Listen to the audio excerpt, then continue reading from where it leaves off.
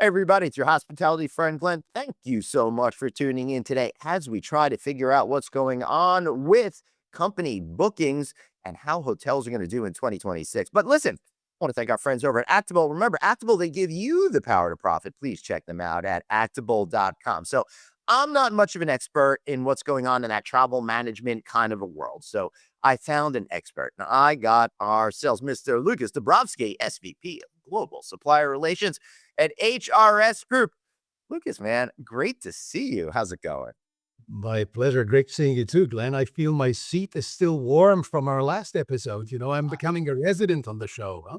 I know, right? I love it. I love your insights. So let's get right to it.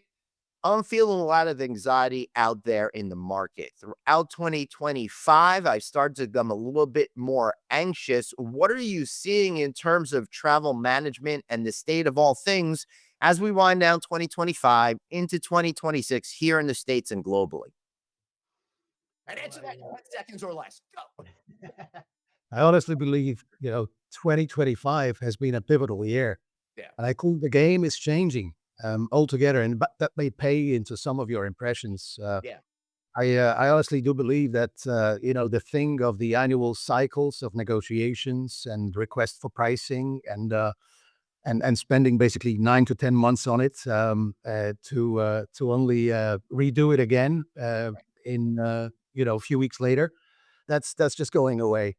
Everybody likes when you're a multinational company. Everybody likes predictability of spend, so they like to take their rates to the bank. They like to make them predictable.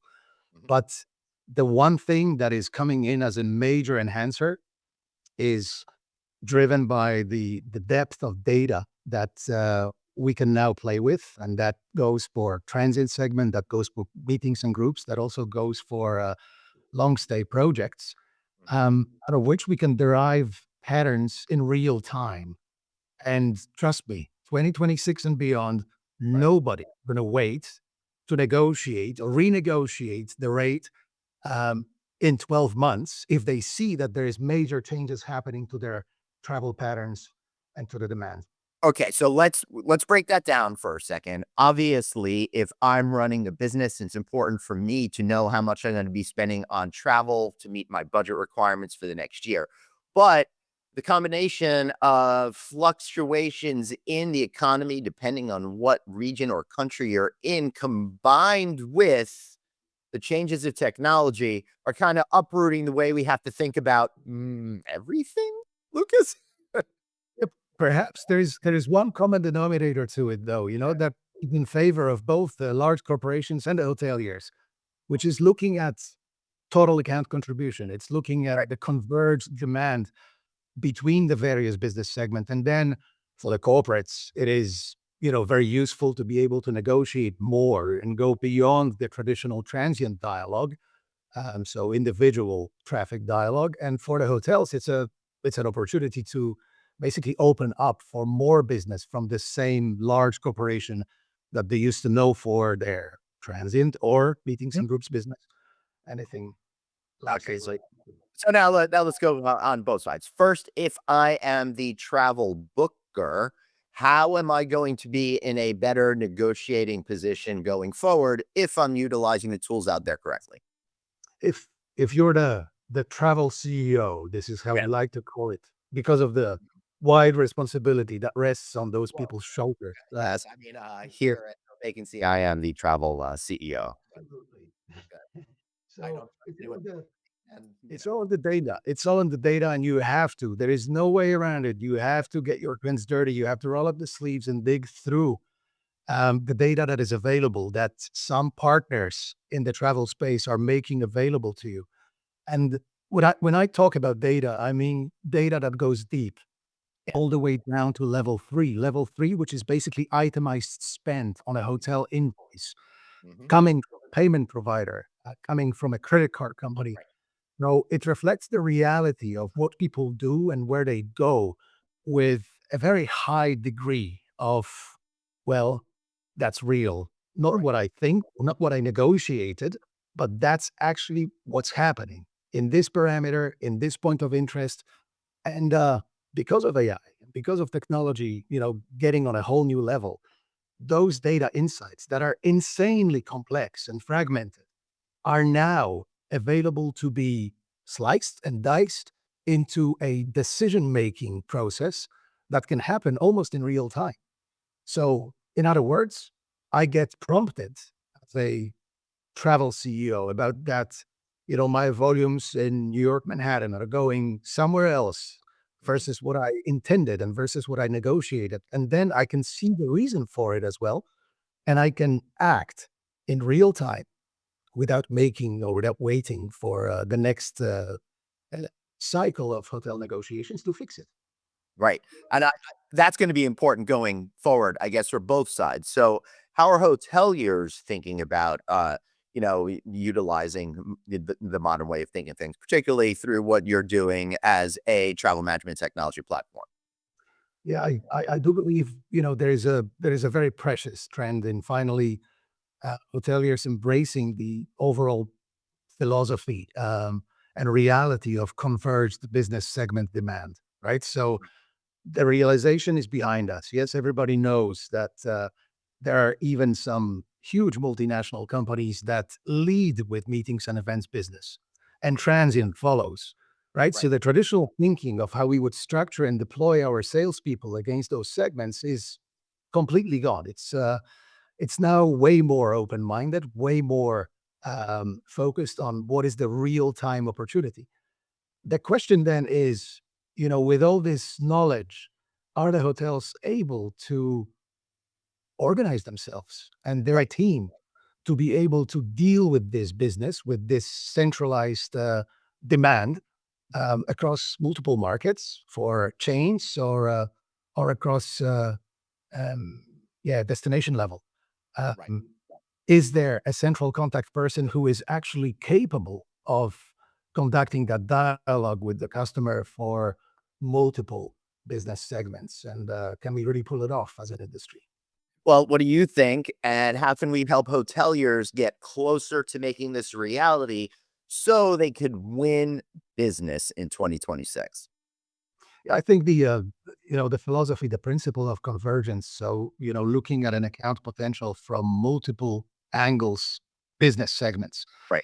is something that traditionally, resonates better with the hotel chains, obviously, since convergence uh, means more when you have multiple properties involved, when there is potential to be shared across multiple destinations and so on and so on. But that doesn't take the individual independent hotels out of the mix if they're well placed, well positioned, and so on. So I really see a lot of hoteliers being open to that approach. I see very few organizations doing it right. Yeah. So putting themselves in the shoes of the travel CEO of the basically the corporate account, trying to figure out. Look, I love that you said that because one of the things that I find is this weird disconnect in all levels of our business is the executives don't think about how they experience booking travel or how they actually stay and experience a room and all sorts of other things. Like, why can't we get a desk chair to be the right height for the desk? Like these kinds of things. And that's what you're talking about. Really take the other side, really take the other thought process. So how do we make that be more successful for us? Honestly, there is only one answer, right? You have to get yourself out of your sort of niche thinking Yeah. through the prism of your hotel or your hotel chain and really put yourself in the shoes of the corporate customer, their expectations, their entire experience end to end. Emphasize on whatever's most important to them. Any friction points that are well known for the industry, like virtual payment, for instance, study those. Make sure that your hotel excels at keeping the customer satisfied when it comes to this particular dimension. It's a massive win-win. Corporation in terms of adoption and compliance, and the hotel in terms of the volumes that they receive. And there's more. Yeah. So how if you're a smaller brand, how do you really stand out against the larger competition in this techno fueled environment? Because it could really level the playing field, or you could be buried into oblivion. Yeah, I think, what I'm gonna say goes, equally for, smaller brands or independent hotels as well as some of the chain properties. Since 2020, we have this, major problem inside the industry, which is the highest operational costs since, 16, 17 years, running at well over 52, 53% right now. And we know the churn, the employee churn, that is one of the biggest challenges and problems inside the industry today. So I honestly, I'm going to compare it to when you aspire to be a Ferrari, but you run badly as a car, right? So it's a Ferrari that is pretty bumped up and maybe not running at 100%. It's that's a my life there, Lucas. Thank you for yeah, getting a little too close to home with that metaphor. Well, so my advice would be, back to basics, right? Yeah. Do what you can do and do it right. Be a very good Volkswagen, VW, or a Toyota, and make an impact to the customers that is genuine, that is sustainable. Don't overshoot in terms of your ambition.